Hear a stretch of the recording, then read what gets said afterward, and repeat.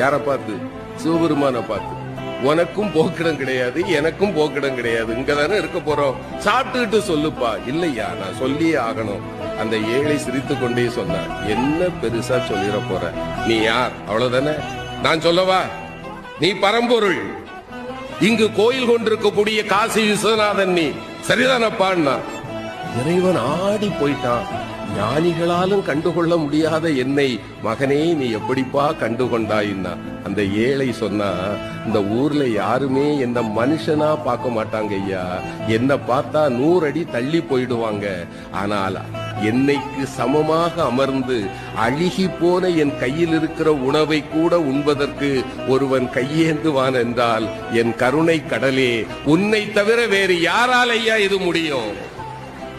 நீ என் முன்னே வந்து அமர்ந்த போதே நான் கண்டுகொண்டேன் நீ யார் என்று.